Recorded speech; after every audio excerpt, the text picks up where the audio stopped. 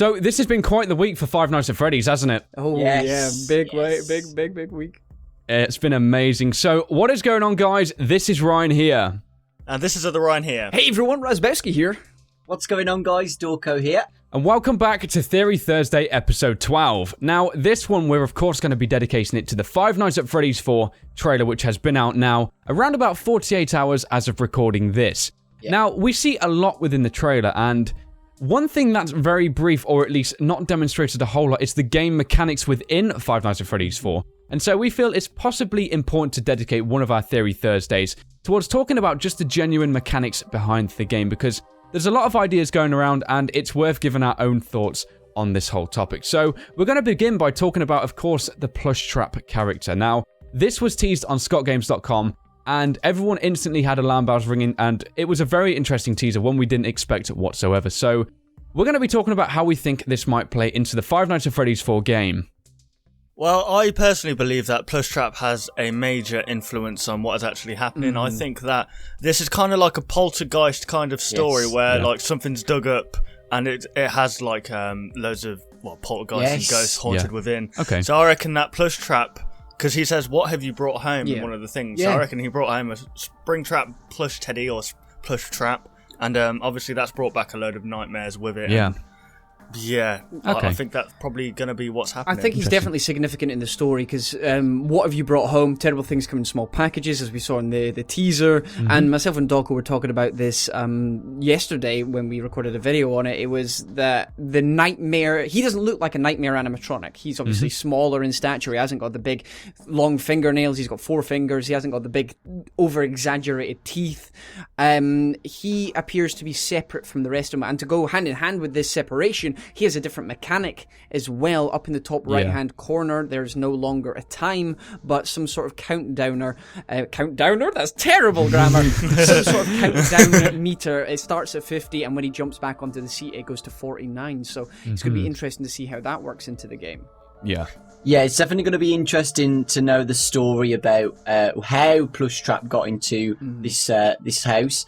And why it's haunted as well. It's going to be interesting how it's possessed, like Bushell said, a poltergeist. So what poltergeist is possessing this Plush Trap? It's going to be interesting.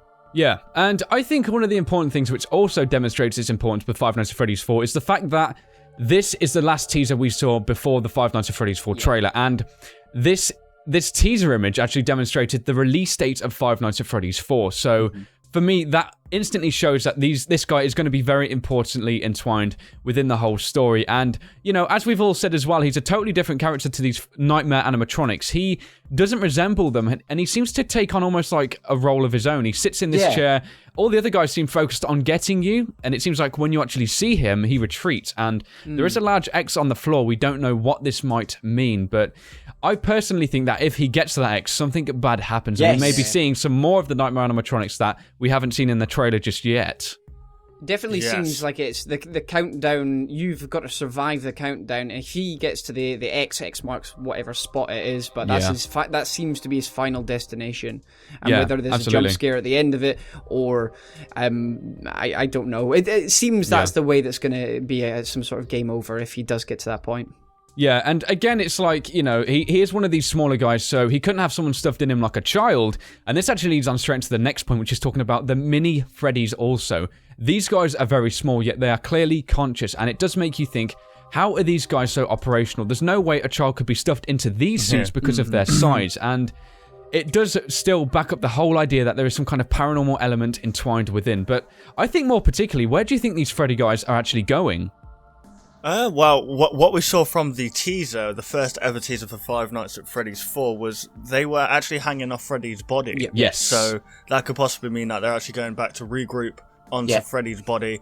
And maybe you have to, there's a kind of mechanic where maybe you have to, I don't know, click on them to kind of push them off the bed. Okay. Maybe if they stay there too long, interesting, they'll probably attract Freddy into the room. Maybe. Okay. We've suggested in a video that we've done that it's following the old Five Nights at Freddy's mechanics with Bonnie on the left, Chica on the right, and then, as we know, Freddy in Five Nights at Freddy's rarely attacks.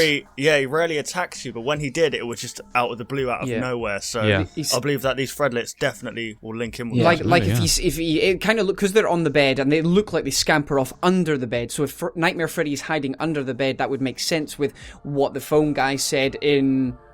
What night was it? Second or third night about Freddy.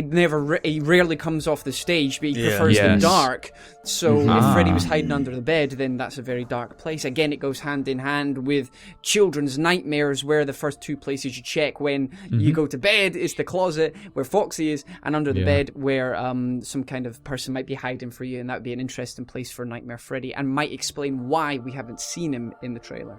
Great points. It's interesting to know that when you look at them as well, they're just slightly twitching as well. It's completely horrifying. And the way they completely fling off the bed. Yeah. Like it's crazy. I don't know why I was thinking spring. about this, but with gravity and things like that, there's no way something can move that quick without some kind of force pushing them off. So it's quite clear they are strong as well. Yeah. And I think one more thing I want to talk about as well is the fact that I don't think we've seen all of the rooms within this game yet, because if we're limited to two doors behind us, then the closet and just where Springtrap is, that's 6 camera systems yet. It almost seems like with each of the games there's been more and more cameras implemented. So, and we've only kind of seen possibly the upstairs room. And, one of these games which is kind of making me think a bit more interesting about this is the fact that in Mangle's Quest it shares the same window. We spoke a lot about this. A lot of people have seen this connection. And it seems to start almost downstairs. And, well, so we speculate anyway. And that's just one of those interesting side things. And it does make you think, how many more of these animatronics are we really going to be seeing? And now we're actually going to move over to the next point, which is possibly a more interesting one, which is how do we actually win Five Nights at Freddy's 4? Because it's very limited on what we see. So far, what we see, it just looks like you are going to get jump scared by Bonnie. It looks very aggressive and it's hard to win. And there's a lot of things entwined also that's not really shown within the trailer. So, guys, what do you actually think about this?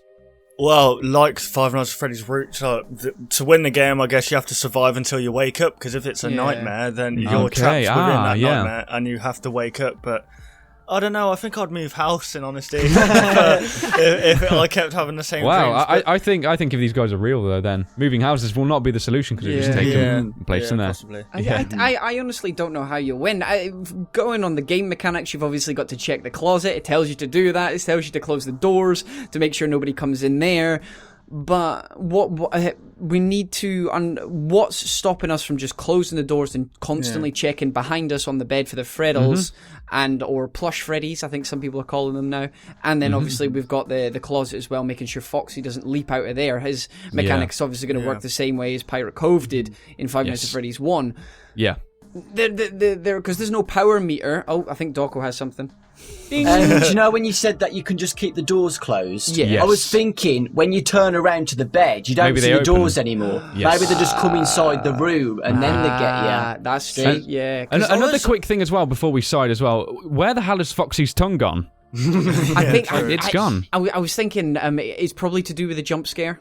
It'll probably come out if it jump scares you. Okay. I was just thinking, one last very important bit. What is going to introduce us to the game? Because there can't be a phone guy. Yes. Oh, wow. Okay. So is it going to be like a I don't know, voice in your head maybe? Some kind of montage of maybe like a flashback of what's happened before. I mean, I think people are really they're really debating about Five Nights at Freddy's 3. And, the ending, how it's like auctioned off. It makes so much sense now that all of a sudden they're coming back, and these like the originals that were in Five Nights at Freddy's 1, and maybe they've been bought or sold off at auction to this crazy guy.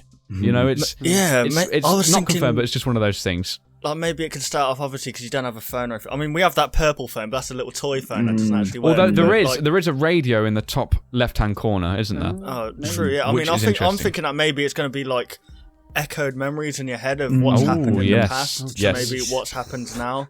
That'd be freaking awesome. I think definitely to introduce some of the topics, if we don't experience mini games, I think what would be absolutely incredible is if we experience some kind of actual playable flashback in the same graphical style as we're seeing Five Nights at Freddy's 4, or maybe even some kind of movie sequence. Maybe anything like that. It's definitely going to be interesting because he has done the mini games to explain the storyline. So if he does that again, but as Dawko was saying just the other day, it's a little bit harder because they had the arcade machines in the pizzerias. unless somebody's brought an arcade machine with them as well. Or then it could be like a NES system, like an old Sega kind of system. If you know what I mean. Like a little Sega in his house, and he's playing as the Purple Man. Kind of like that'd be Frogger game across the street without the animatronics running you over. I think as well, the last thing I want to pick up on is, you know, when we all first saw Five Nights at Freddy's 3, we was a bit speculative over the fact of how there'd be more nights, weren't we? Yeah. And I think a lot of people, because it was like survive the attraction, so most people were like, okay, so we survived just the one night. It's the same thing with this again. Something really, really interesting that we haven't seen within this so far is a night system. Now, correct me if I'm wrong, guys, but was there actually a night system displayed in the jump scare in Five Nights at Freddy's 3 in the trailer? I can't remember. I'm not 100% sure, but, you know, this is going off of not having this footage in front of us, guys. If there was not, and we just saw the jump scare, then maybe Scott's hiding a night system from us, so we won't actually know about this until we play the game. I thought we saw the time at the top, though. Yeah, we saw the time, but we didn't see how many nights there would be. Oh, there was never a night. Yes, yeah. I think he didn't. I don't think he did show it. He didn't show it. That would be interesting, because that would mean, again, he's still hiding things from us, isn't he? It's all pretty much in the title, though, isn't it? Five Nights at Freddy's. Yeah. It's going to be like 5 nights. I mean, I think that alone, Yeah, which is I thought that instantly. I was thinking, how is this still renowned as Freddy's? I just looked at the Five Nights at Freddy's 3 trailer. There's no timer at all in it. No timer. It's very interesting. Okay, well, that leaves a lot of speculation as opposed to the night system within this game. And something we don't know a lot about, which, again, we're not going to speculate in too much, is the whole DLC thing and how this is really going to cross over. Like, it's weird. It is weird.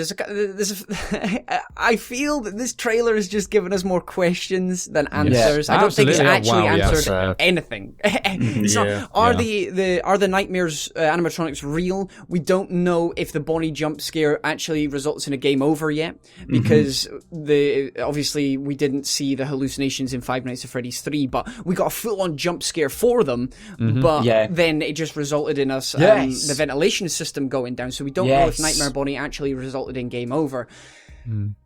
What the hell does Plush Trap do as well? There's so much thrown around still, isn't there? Like, it's so confusing. Yeah, what me and Raz were saying as well is that phone guy. Hello. Game mechanic. Can I be a fairy Thursday too? No, Scott. No. Maybe next time. Basically, we haven't seen Fredbear yet. So people are saying, like, oh, maybe Scott's made the idea where there's going to be the extra content where we're going to go back to see Fredbear's roots. That would be great. That would be a good idea, yeah. It would be another brand new game as well, you know? Yeah, absolutely.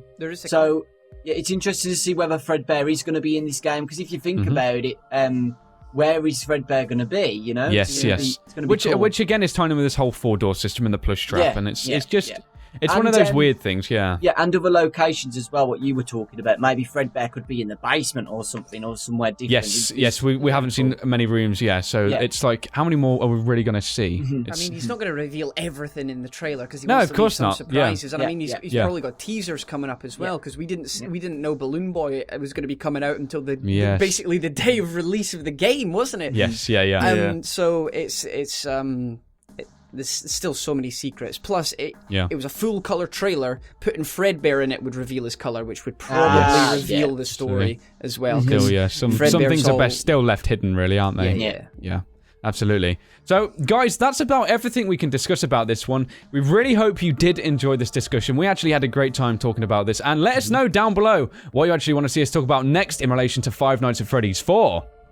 Yeah, and if you guys did enjoy this video, why not leave a like rating down below? And if you're new to any of our channels, why not subscribe for more theories like this and also the games. So thank you very much for watching the video, guys. And we'll, of course, see you on the next one on all of our channels. Bye, guys. Bye, guys.